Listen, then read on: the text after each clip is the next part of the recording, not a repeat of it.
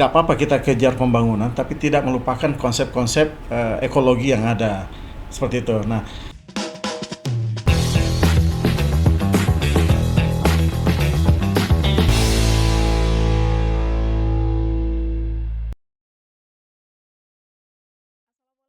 Assalamualaikum warahmatullahi wabarakatuh.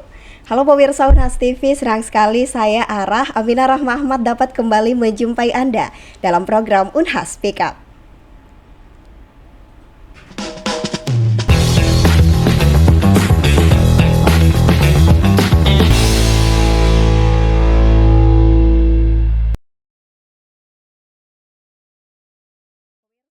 Pemirsa, Makassar sebagai kota metropolitan terus berkembang, ditandai dengan bertumbuhnya kawasan permukiman dan meningkatnya intensitas pembangunan. Namun dengan pertumbuhan itu diikuti juga oleh alih fungsi lahan yang semakin menggeruskan perlahan mengubah karakter lingkungan kota. Salah satu dampak yang sangat terasa adalah banjir. Nah, banjir ini yang kerap masih terjadi di sejumlah titik, apalagi pada saat puncak musim hujan. Tahun ini BMKG memprediksi puncak musim hujan di kawasan Indonesia Timur akan berlangsung pada Januari hingga Februari 2026. Di tengah kondisi tersebut dibutuhkan pendekatan perencanaan dan perancangan lingkungan permukiman yang lebih adaptif agar pertemuan kawasan hunian tidak justru memperbesar risiko banjir, namun mampu berjalan selaras dengan daya dukung lingkungan. Nah, pemirsa, di episode kali ini kita akan membaca persoalan banjir di Kota Makassar dari sudut pandang perancangan ruang dan lingkungan permukiman. Sudah hadir bersama kita Bapak Dr. Insinyur M. Yahya STMN, merupakan dosen Laboratorium Perancangan Perumahan dan Lingkungan Pemukiman Departemen Arsitektur Universitas Hasanuddin, yang juga tergabung sebagai salah satu tim Unhas yang ahli dalam tim yang dilibatkan pemerintah Kota Makassar dalam upaya mitigasi dan penanganan banjir. Assalamualaikum Pak Yahya. Waalaikumsalam warahmatullahi wabarakatuh. Gimana kabarnya hari ini? Baik, Alhamdulillah. Sehat, alhamdulillah Pak. Kita bicara soal banjir nih Pak di Kota Makassar yang kerap terjadi setiap tahunnya. Sebenarnya apa persoalan akar permasalahan dari banjir ini yang terus berulang setiap tahun? Oke, baik. Makasih ya. Pertama-tama terima kasih udah diajak datang nih ngobrol-ngobrol nyantai terkait dengan kondisi kita banjir di Makassar ya, masalah banjir. Akar permasalahan sebenarnya ini yang sudah berulang-ulang, sebenarnya sudah menjadi masalah yang boleh dikata bahwa ini harus ada penanganan secara serius lah. Jadi paling tidak sebenarnya dalam sisi tata ruang bukan salah sih, bukan buruk juga, tapi tidak sesuai dengan apa yang dibuat di master plan dan rencana tata ruang wilayah. Sehingga pola pembangunan pemukiman, pola pembangunan gedung itu kadang kerap sekali itu bertentangan dengan apa yang seharusnya sebenarnya yang sudah diatur. Nah, ini yang melabrak terkait dengan daya dukung lingkungan yang harusnya itu menjadi open space, menjadinya kawasan resapan air, tapi karena itu dilabrak sehingga memang harus menutup ruang-ruang yang harusnya sebagai tempat penampungan air hujan pada saat kondisi-kondisi yang seperti tadi itu yang disebutkan tadi Bara ya, sehingga memang harus ada apa istilahnya disiplin, ada penegakan yang bagus tentang tata ruang. Itu yang pertama. Terus persoalan berikutnya itu kondisi kita ini Kota Makassar. Kalau kita lihat di Pantai Losari itu topografinya itu kalau menurut data itu persentase 0-8% topografi kontur tanah kita.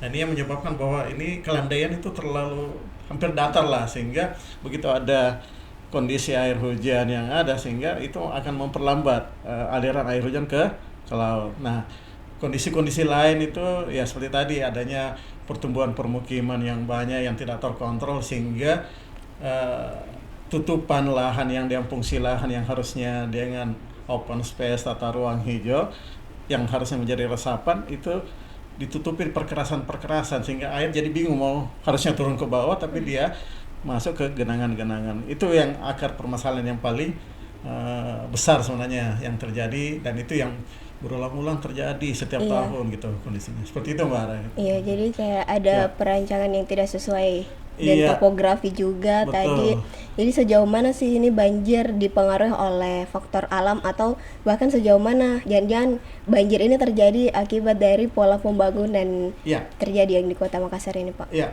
kalau kita bicara pembangunan dan kondisi alam kita ya, ya tadi saya sampaikan bahwa kondisi topografi kita yang kondisi seperti itu, memang ada dua faktor ini. Pertama, persoalan kondisi topografi alam kita yang relatif datar, terus kedua persoalan pembangunan yang sangat dibutuhkan oleh kawasan seperti kita Makassar ini yang tumbuh pesat gitu. Ya. Di satu sisi kita harus berkembang melakukan pembangunan, tapi satu sisi juga harus mempertimbangkan topografi itu. Nah, inilah yang harus kita coba jaga sebenarnya dengan aturan, dengan regulasi yang bagus. Walaupun sebenarnya kalau kita lihat terakhir-terakhir ini pemerintah kota sudah sangat keras tanda petik ya, bahwa itu ada peraturan bangunan gedung PBG.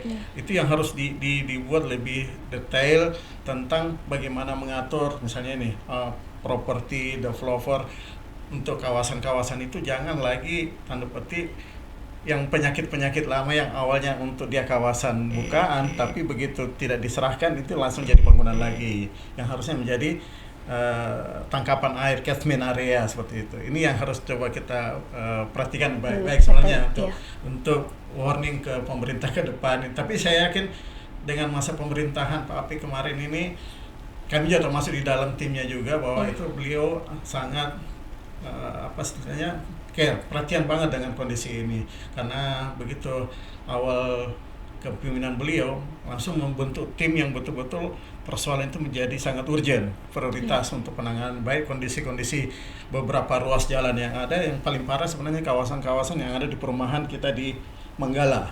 Itu yang paling konsen, sampai beliau juga ada statement bahwa akan merelokasi apa segala, tapi kami coba membuat kajian terbaru apa sebenarnya efektif untuk masyarakat kita yang ada di sana. Sebenarnya kami udah lakukan itu semua. Iya, berarti benar-benar dibutuhkan disiplin regulasi untuk pembangunan ya. Betul. Jadi gimana Bapak menilai sih tata ruang, tata kelola dalam lingkup Kota Makassar, khususnya kondisi lingkungan, topografi dan juga alur air alam ini, Pak? Nah itu tadi. Jadi ya seperti lagi, sebenarnya RT RW kita sudah didesain dengan bagus sebenarnya, sudah diatur kawasan ini sebagai untuk kawasan pemukiman, kawasan industri, kawasan ini, tapi ya kembali lagi bagaimana pengetatan dan disiplin terkait dengan regulasi itu.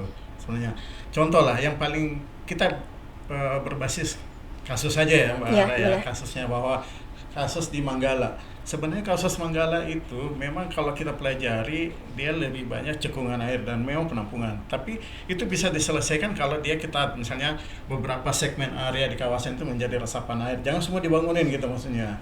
Karena di sana juga ada semacam penampungan air juga yang ada di sana. Tapi memang karena Kota Makassar ini dilewati oleh dua das daerah aliran sungai. Das Jeneberang yang ada di sebelah selatan dan ada Das Maros yang ada di utara kota. Jadi memang ini Kota Makassar dilewati dengan beberapa daerah aliran sungai yang rentang dengan kondisi-kondisi seperti itu. Hal inilah yang sebenarnya RT RW yang menjaga, yang harus kita coba kawal dengan bagus ya, bahwa pengwilayahan, zonasi dan mitigasi itu harus menjadi perhatian yang utama untuk antisipasi kebanjiran. Iya, jadi dari bawah banget dari RT RW mesti diperhatikan gimana ada penyerapan air tuh dalam setiap pembangunan yang dilakukan. Dari segi, saya tambahin aja sedikit ya, boleh. Pak. Maksudnya ini persoalan bukan di apa istilahnya, bukan cuman menjadi satu objek yang perhatian. Ini kita pelibatan semua. Keterlibatan komponen semua masyarakat pihak harus sama-sama. Baik itu pelaku komersial dalam ini properti harus ketat juga. Maksudnya di setiap segmen pengembang itu juga harus mempersiapkan itu juga, bahwa area-area itu kalau bisa ada kayak semacam pond yang kita sebut pond atau kolam-kolam retensi yang betul-betul untuk bisa menampung dulu aliran air hujan kalau ada melintas di perumahannya, tidak langsung ke badan jalan yang ada di kawasan perkotaan yang bisa menimbulkan banjir untuk seluruh kota Makassar itu, seperti itu. Jadi benar-benar bukan satu pihak saja, semua komponen masyarakat, terlibat, gitu, pemerintah, maksudnya. Pengembang juga semua terlibat untuk masyarakat juga seperti itu juga masyarakat sebenarnya. mengatasi Kami bencana. Ada riset juga terkait itu. Jadi masyarakat bagaimana bagaimana mengedukasi masyarakat bahwa untuk persil-persil yang kecil tanah itu mereka juga harus terlibat untuk penanganan banjir. Contoh paling kecil itu setiap kawasan itu janganlah menutup semua dengan perkerasan garasi, tapi paling tidak membuat kayak lubang biofori, sehingga air hujan yang ada di kawasan persil tanahnya itu jangan langsung masuk ke jalanan, tapi masuk di tanah sama di pekarangannya dulu. Seperti itu sebenarnya harapannya. Ya, selanjutnya gimana sih Pak seharusnya perancangan kawasan pemukiman dan juga perumahan yang ideal nih agar mampu meminimalisir risiko banjir yang terjadi di Kota Makassar ini, Pak?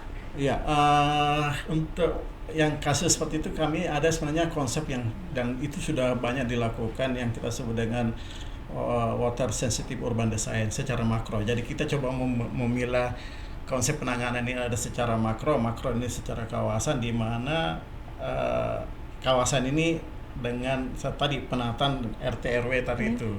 Nah, untuk water sensitive urban design untuk pemukiman yang didesain itu paling tidak ada yang kita sebut dengan bioretensi, biological retention. Jadi ada penampungan air secara kecil. Terus ada juga yang kita sebut dengan rain garden.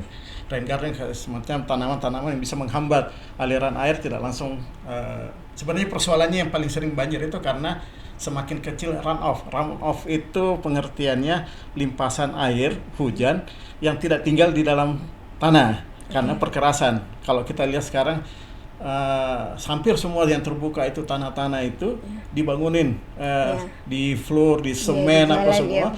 Paling tidak sebenarnya jangan seperti itu, sehingga air tanah itu bisa merembes ke bawah, bisa menyerap, sehingga jangan semua ke bawah gitu, masih yang dengan relatif yang kontur yang rendah.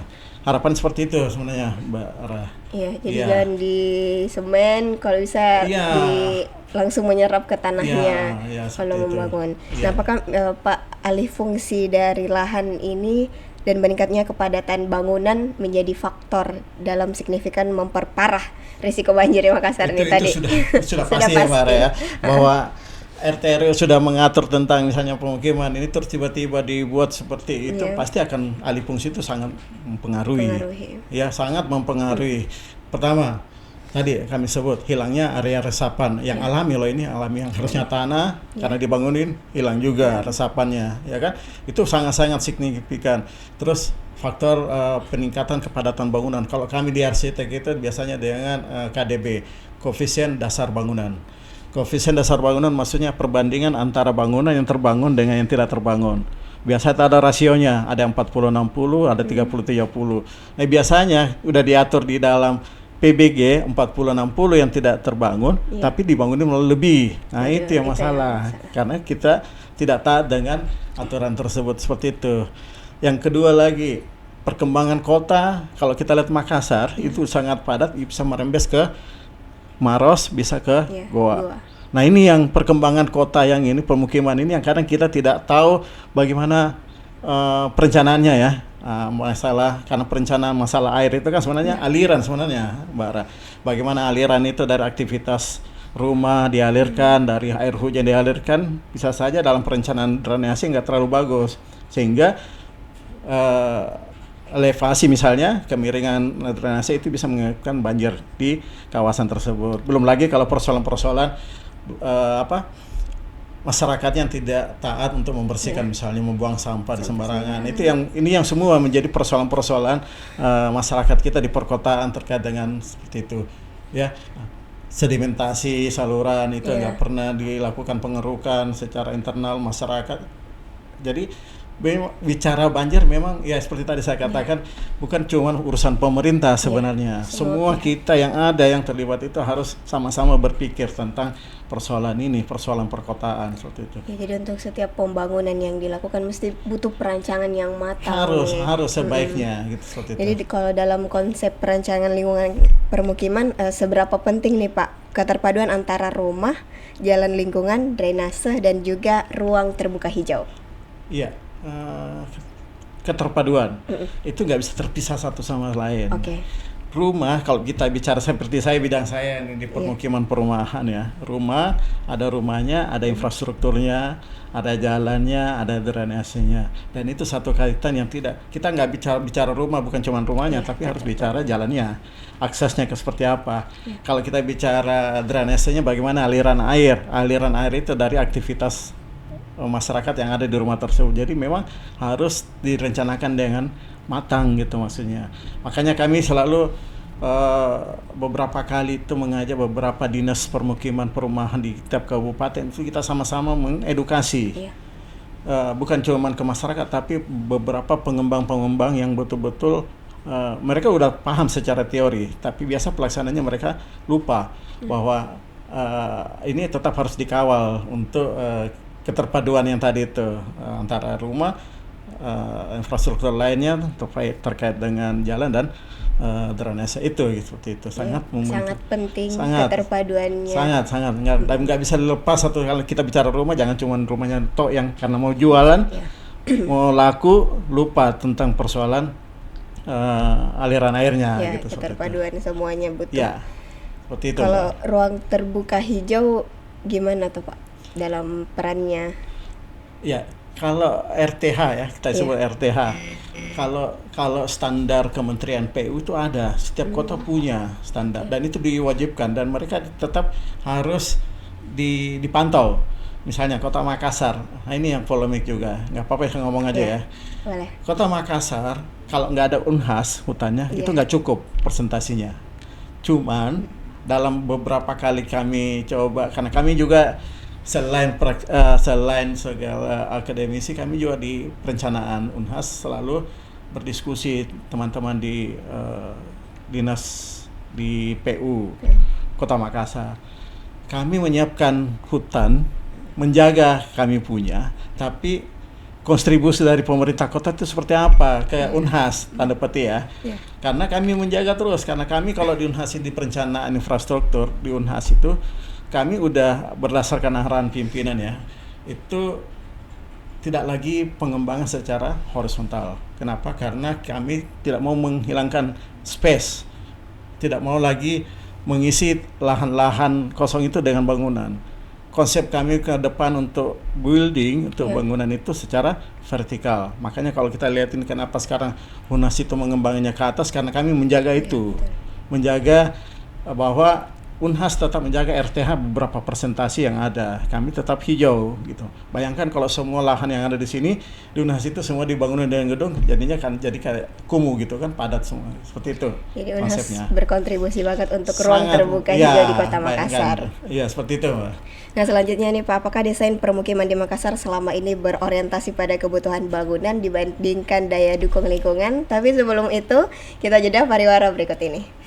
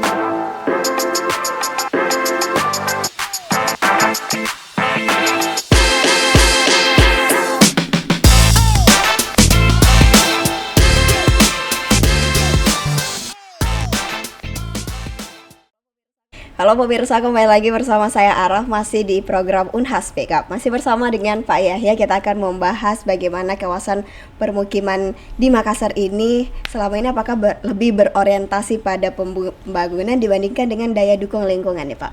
Iya, pertanyaannya berdasarkan daya dukung lingkungan ya. Iya. Ini nggak bisa, ini persoalan sebenarnya, karena secara histori itu desain permukiman yang ada di Makassar utamanya ya, itu lebih banyak orientasinya ke pada kebutuhan.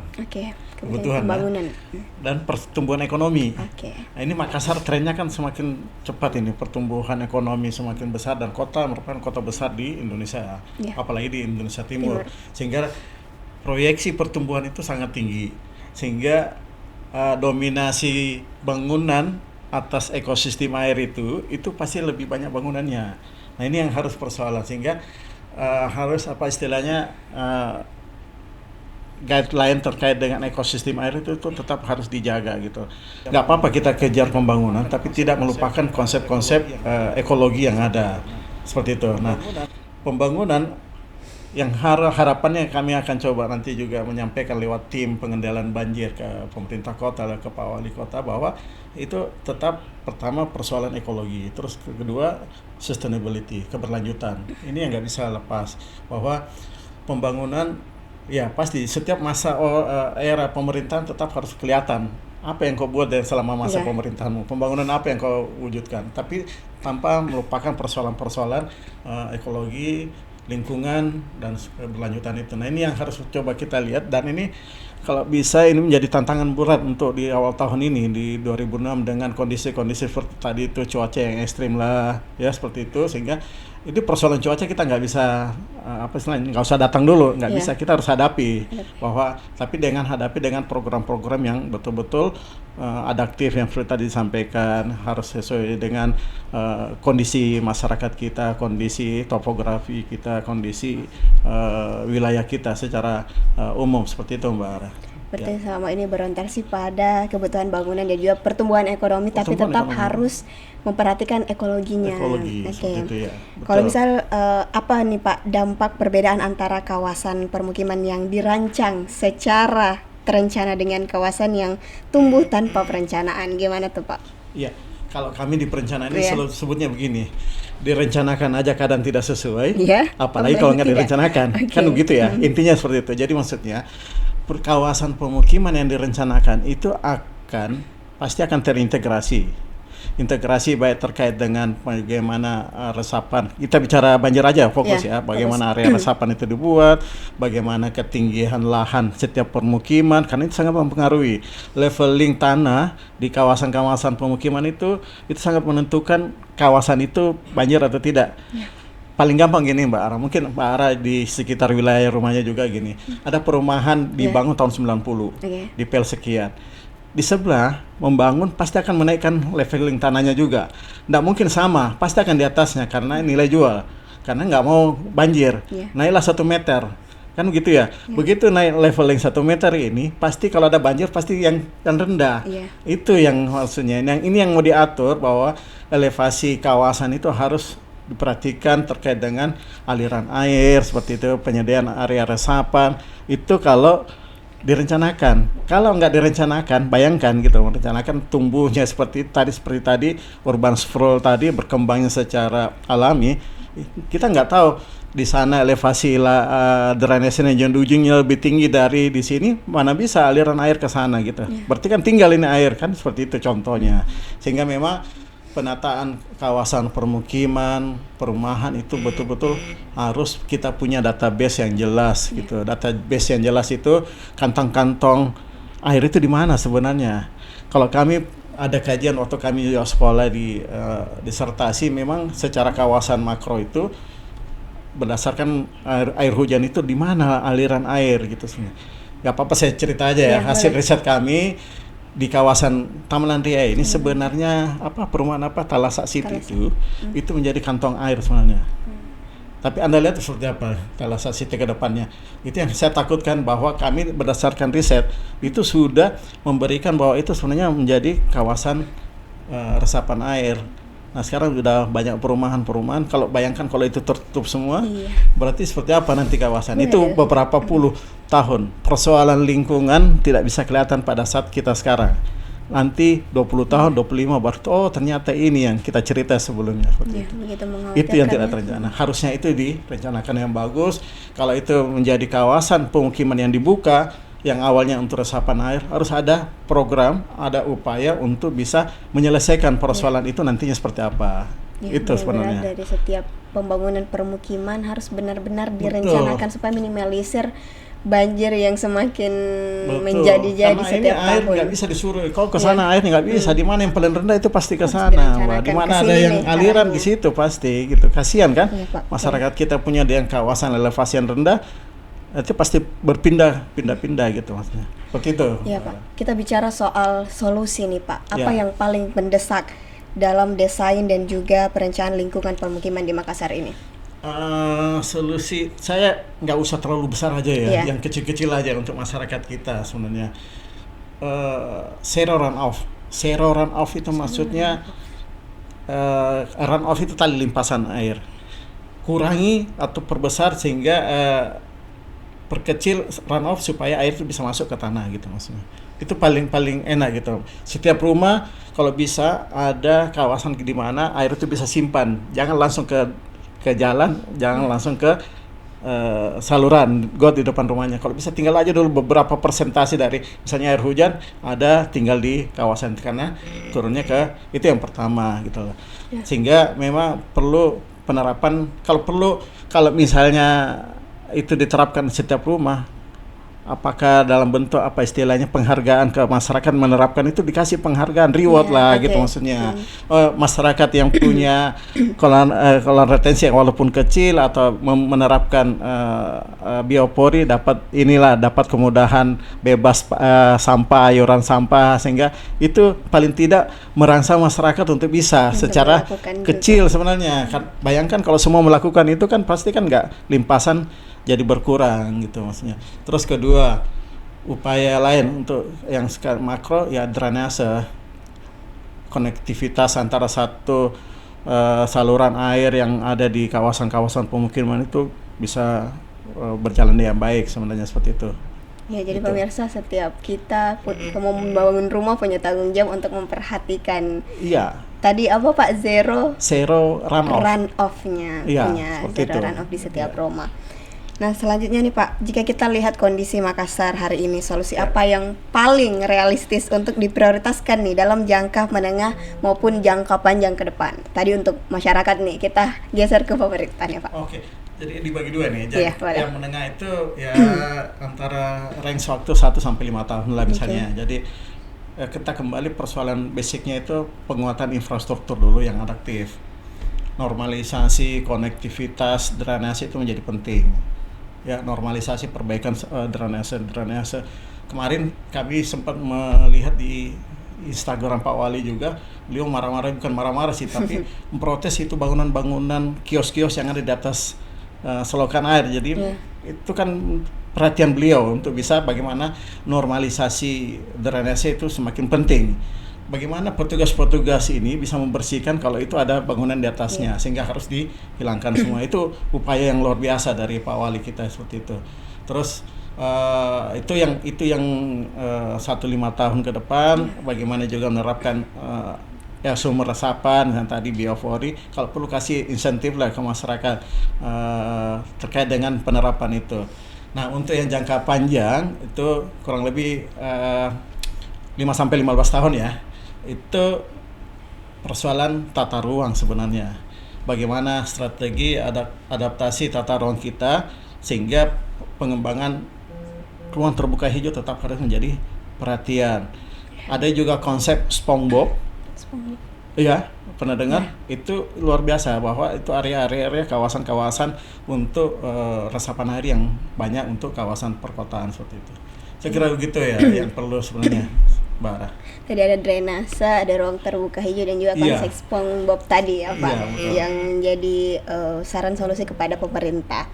Nah, selanjutnya nih Pak, Makassar sebagai kota metropolitan ini akan terus mengalami tentunya pertumbuhan kawasan perumahan. Nah, bagaimana seharusnya keterlibatan developer perumahan nih Pak diarahkan agar konsep pemukiman yang ideal dan adaptif terhadap banjir dapat benar-benar diwujudkan?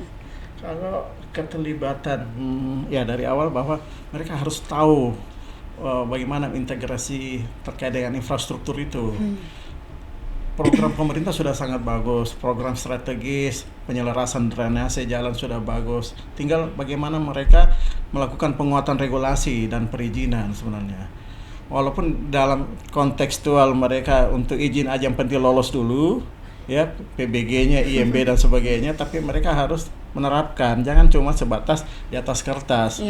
Tapi mereka tidak realisasikan. Jadi memang ya itu peran itu sangat penting developer ini, bahwa bagaimana mereka melakukan penguatan regulasi terkait dengan apa yang mereka lakukan, mereka desain, mereka buat untuk dilakukan. Bukan cuma orientasi keuntungan saja seperti itu sebenarnya. Harapannya seperti itu. Iya, ya perlu diperhatikan. Yang paling sering juga ini yang nggak apa-apa, karena persoalan-persoalan pemukiman itu izinnya dalam satu kawasan itu harus menerapkan ada RTH misalnya 30%.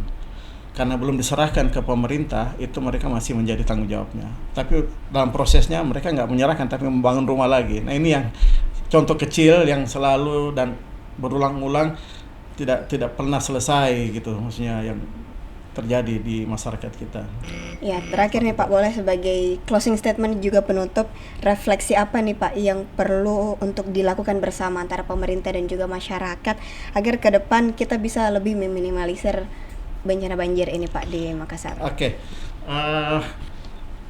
Ya terakhir ya, jadi kalau saya dari pembicaraan tadi berapa kali ya ke kita semua,